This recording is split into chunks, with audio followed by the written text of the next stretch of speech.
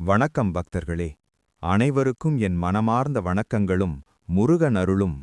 இன்றைய இந்த அற்புதமான தைப்பூசத் திருநாளில் முருகப்பெருமானின் திருவருளையும் வேலின் மகிமையையும் நம்ம வாழ்க்கையில் பதிய வைக்கும் ஒரு மிகச் சிறப்பு ஆன்மீக பயணமாக இந்த வீடியோ அமைந்திருக்கிறது. இந்த வீடியோ முழுவதும் நீங்கள் கவனமாக கேட்கும்போது தைப்பூசத்தின் உண்மையான மகத்துவம், காவடி வழிபாட்டின் அர்த்தம், வேல் வழிபாட்டின் சக்தி, மேலும் முருகப்பெருமானின் அருள் எவ்வாறு நம்ம வாழ்க்கையை மாற்றுகிறது என்பதை மிகவும் தெளிவாக உணர முடியும். ஆகவே இந்த வீடியோ உங்களுக்கு பிடித்திருந்தால் உடனே லைக் செய்யுங்கள். இந்த அருமையான பக்தி வீடியோவை உங்கள் குடும்பத்தாருக்கும் நண்பர்களுக்கும் ஷேர் செய்து முருகன் அருளை பரப்புங்கள்.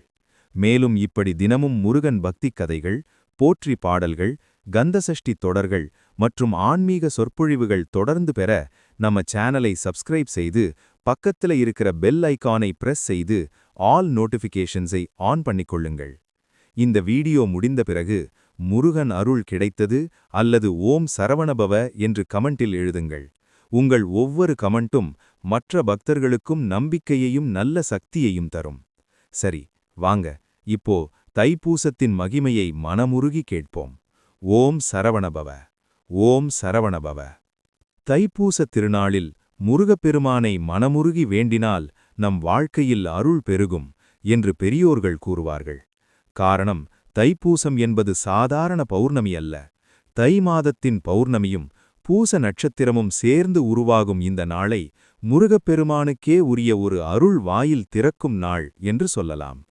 இந்த நன்னாளில் முருகனை நினைத்து ஒருமுறை கண்களில் நீர்த்துளியுடன் வேண்டினாலே போதும், வாழ்க்கையில் தடைகள் கரையும், மனதில் பயம் குறையும், குடும்பத்தில் அமைதி கூடும், முயற்சிகளில் வெற்றி வந்து சேரும் என்று பக்தர்கள் அனுபவமாக சொல்வார்கள். இத்தனை மகத்துவம் கொண்ட தைப்பூசம் எப்படி பல சிறப்புகளை கொண்டது என்று கேட்டால் நம் மரபில் சொல்லப்படும் பல அற்புத நிகழ்வுகள் நினைவுக்கு வருகிறது. சென்னையில் உள்ள புகழ்பெற்ற கபாலீஸ்வரர் திருக்கோவிலில் சிவநேசன் செட்டியார் என்ற பெரும் சிவபக்தர் வாழ்ந்தார். அவருடைய மகள் பூம்பாவை எனும் சிறுமி விதியின் காரணமாக சிறு வயதிலேயே இறந்துவிட, அந்த துயரையும் இறைவன் சோதனை என்று ஏற்றுக்கொண்டு அந்த குழந்தையின் அஸ்திகளை ஒரு பானையில் பாதுகாத்து வைத்தார். ஒரு நாள் திருஞான சம்பந்தர் இங்கே வருவார், அவரிடம் இந்த பானையை ஒப்படைக்க வேண்டும் என்ற உறுதியோடு ஆண்டுகள் கடந்து சென்றன. இறுதியில் திருஞான சம்பந்தர் அந்த திருத்தலத்திற்கு வர சிவநேசன் செட்டியார் கண்ணீர் கலந்த பக்தியுடன் அந்த பானையை கொடுத்தார். அப்போது சம்பந்தர் இறைவனை நினைத்து ஒரு பதிகம் பாடினார். அந்த பதிகம் முடிந்த கணமே சாம்பலாக இருந்த பூம்பாவை மீண்டும் உயிர் பெற்று எழுந்து நின்றாள் என்று வரலாறு கூறுகிறது. இந்த அதிசயம் நடந்த தினம் தைப்பூச நாள் என்று சொல்லப்படுகிறது. அதனால் தைப்பூசம் என்பது உயிர் எழும் நாள், அருள் பெருகும் நாள் என்ற ஒரு ஆழமான பொருளையும் கொண்டிருக்கிறது. இன்னொரு பக்கம் தைப்பூசம் பற்றிய ஆன்மீக விளக்கம் இன்னும் வியப்பூட்டும். உலகம் எப்படி உருவானது என்று அறிவியல் பேசும்போது முதலில் நீர் தோன்றியது, அதிலிருந்து உயிர்கள் வளர்ந்தன என்று கூறுகிறது. நம் மரபும் அதையே தெய்வீக மொழியில் சொல்கிறது. தைப்பூச நாளில் முதன்முதலில் நீரும் நீரிலிருந்து உருவான உயிரினங்களும் தோன்றத் தொடங்கின என்ற கருத்து நம் சிந்தனையில் தைப்பூசத்தை சிருஷ்டியின் நினைவு நாளாகவும் மாற்றுகிறது. அதனால் தைப்பூச நாளில் செய்யப்படும் வழிபாடு ஒரே ஒரு தனிப்பட்ட நலனுக்காக மட்டுமல்ல, வாழ்க்கையின் அடிப்படை சக்தியான அருள் சக்தியை பெறுவதற்கான வழிபாடு என்றும் சொல்லலாம். இதைவிட முக்கியமானது, நம் அனைவரும் தினமும் பூஜை செய்கிற முருகனின் வேல்.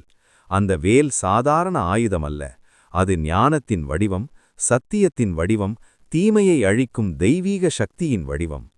புராணங்களில் ஆதிப்பராசக்தியான அன்னை பார்வதியும் பரம்பொருளான சிவபெருமானும் தங்களுடைய சக்திகளை ஒன்றாக சேர்த்து ஞானவேல் என்ற வடிவில் முருகப்பெருமானுக்கு அருளினார்கள் என்று கூறப்படுகிறது. முருகன் அந்த ஞானவேலை பெற்ற அற்புதமான காலமும் தைப்பூசம் என்று பக்தர்கள் நினைவு கூர்கிறார்கள். அதன் பின் அந்த ஞானவேலால் சூரபத்மன் எனும் அகந்தையின் வடிவத்தை அழித்து அவனை இரண்டாக பிளந்து மயிலாகவும் சேவலாகவும் மாற்றி தர்மத்தை நிலைநாட்டிய பெருமையும் இந்த தைப்பூச நாளின் மகத்துவத்தை மேலும் உயர்த்துகிறது. இந்த தைப்பூசத்தை பற்றி அருணகிரிநாதர் பெருமான் பாடும் வரிகளில் ஒரு அழகான நினைவூட்டல் இருக்கிறது. கனகசபை மேவு எனது குருநாத கருணை முருகேச பெருமாள் கான் என்று அவர் சொல்வது போல, சிதம்பரத்தின் கனகசபையில் நடராஜர் ஆனந்த தாண்டவம் ஆடும் அந்த ஞான தரிசனம் கிடைத்த நாளும் தைப்பூசம் என்று கூறப்படுகிறது. இதனால் தைப்பூசம் என்பது முருகன் மட்டுமல்ல, ஞானத்தின் முழுமையையும் நினைவுபடுத்தும் திருநாளாக மாறுகிறது.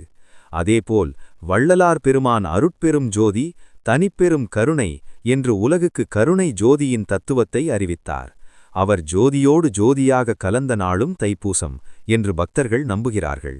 இதனால் இந்த ஒரு நாளில் ஞானம், கருணை, பக்தி, வெற்றி, பாதுகாப்பு, சிருஷ்டி நினைவு என எல்லாம் ஒரே இடத்தில் கூடுகிறது. இன்னும் ஒரு பெருமை, பழனிமலையில் வீற்றிருக்கும் பழனி ஆண்டவரின் திருவிழாக்கள், பவனிகள், காட்சி அனைத்தும் தைப்பூசத்தில் உச்சம் பெறுகின்றன. போகர் சித்தர் நவபாஷாணத்தில் வடிவமைத்த அந்த அற்புத தெய்வ வடிவம் பக்தர்களின் மனத்தில் மருந்தாகவும் அருளாகவும் நிற்கிறது. பழனிக்கு பாதயாத்திரையாக செல்லும் ஒவ்வொரு அடியாரும் முருகா என்ற ஒரே சொல்லில் தன்னை மறந்து கரைந்து போவார். அந்த கரைதலே தைப்பூசத்தின் உண்மையான பரிசு. இத்தனை நிகழ்வுகள் ஒரே நாளில் நடந்ததா என்ற கேள்வி யாருக்கும் வரும். உண்மை என்னவென்றால், இவை ஒவ்வொன்றும் வேறு வேறு காலங்களில் நடந்தாலும் அந்தந்த நிகழ்வுகள் நடந்த நாளாக தைப்பூசமே நினைவில் பதிந்ததால் தைப்பூசம் ஒரு அற்புதங்கள் சேரும் நாளாக மாறிவிட்டது. இப்போது இந்த நன்னாளில் நாம் என்ன செய்ய வேண்டும் என்பதே முக்கியம். தைப்பூசம் என்றால் வெறும் கோவிலுக்கு சென்று திரும்புவது மட்டுமல்ல. இந்த நாளில் 2 வழிபாடுகள் கட்டாயம்: வீட்டு வழிபாடு மற்றும் ஆலய வழிபாடு. வீட்டில் முதலில் செய்ய வேண்டியது தீப வழிபாடு. குறைந்தது 6 தீபங்கள் ஏற்றி சுத்தமான இடத்தில் வேல் வைத்திருக்கிறவர்கள் வேலுக்கு அபிஷேகம் செய்து குங்குமம், சந்தனம், மஞ்சள் வைத்து அலங்காரம் செய்து பூஜை செய்யலாம். வேல் இல்லாதவர்கள் முருகன் படம் வைத்து வழிபடலாம். இந்த நாளில் குறைந்தது ஒரு முறை வேல் மாறல் அல்லது சண்முக கவசம் அல்லது கந்தர் அலங்காரம் அல்லது திருப்புகழ் பாடுவது மிக சிறப்பு. ஏனெனில் முருகனின் நாமமே மனதை ஒருமுகப்படுத்தும் மருந்து. மனம் ஒருமுகமாகிவிட்டால் வாழ்க்கை தானாக சீராகிறது. பிறகு கோவிலுக்கு செல்லும்போது வெறும் கையோடு போகக்கூடாது என்று பெரியோர்கள் சொல்வார்கள். முடிந்தவர்கள் காவடி எடுக்கலாம். அது முடியாதவர்கள் பால் குடம் எடுத்துச் செல்லலாம். அது கூட முடியாதவர்கள் குறைந்தது மலர்கள் எடுத்துச் சென்று அர்ச்சனை செய்யலாம். காவடி என்பது உடல் வலி அல்ல. அது அகந்தையை இறக்கி மனத்தை பணிய வைத்து இறைவனிடம் முழுமையாக சரணடையும் ஒரு தவம். பால்குடம் என்பது தூய்மை. அந்த தூய்மையை சுமந்து செல்லும்போது நம் மனமும் தூய்மையாகிறது. கோவிலில் அபிஷேகம் செய்து முருகன் முன் சிறிது நேரம் அமர்ந்து கண்களை மூடி என் குறைகளை நீக்கி என் குடும்பத்தை காப்பாற்றி என் முயற்சிகளில் வெற்றி அருள்வாய் முருகா என்று மனமுருகி வேண்டுங்கள். அந்த வேண்டுதல் சத்தமாக இருக்க வேண்டியதில்லை, உண்மையாக இருந்தால் போதும். தைப்பூச நாளில் முருகன் கனவில் வந்து வழிகாட்டுவார் என்று பல பக்தர்கள் அனுபவமாக சொல்வார்கள். ஆதால் இந்த நாளில் முருகனை நினைத்து தூங்குவது கூட ஒரு தவமாக மாறும். விரதம் பற்றியும் ஒரு தெளிவு வேண்டும். விரதம் என்றால் உணவை முழுமையாக தவிர்ப்பது மட்டுமல்ல, தவறான எண்ணங்களை தவிர்ப்பதே உண்மையான விரதம். உடல் நிலை அனுமதித்தால் உபவாசம் இருக்கலாம். முடியாதவர்கள் ஒருவேளை உணவை குறைத்து பழங்கள் அல்லது பால் போன்ற எளிய உணவு எடுத்துக்கொள்ளலாம். மருத்துவ சிகிச்சை எடுத்துக்கொள்ளுபவர்கள், கர்ப்பிணிகள், வயதானவர்கள் அவரவர் உடல்நிலைக்கு ஏற்றபடி செய்ய வேண்டும். இறைவன் நம் கஷ்டத்தை அல்ல, நம் மனதின் உண்மையை பார்க்கிறான். தைப்பூச நாளில் முருகனுக்கு சாத்த ஏற்ற மலர்கள் சிவப்பு அரளி, சிவப்பு தெச்சி, கடம்ப மலர், செம்பகம், மரிக்கொழுந்து போன்றவை. வெற்றிலை, வில்வம் போன்ற இலைகளும் அர்ச்சனைக்கு உகந்தவை. நைவேத்தியமாக சர்க்கரை பொங்கல், தினை மாவு உணவுகள், அக்கார அடிசல், தேன், பால் போன்றவை சிறப்பு. கோவிலுக்கு செல்லும்போது முடிந்தவர்கள் வஸ்திரம் தானம் செய்யலாம், தீப எண்ணெய் வழங்கலாம், ஆலய சுத்தம் செய்யும் சேவையிலும் ஈடுபடலாம்.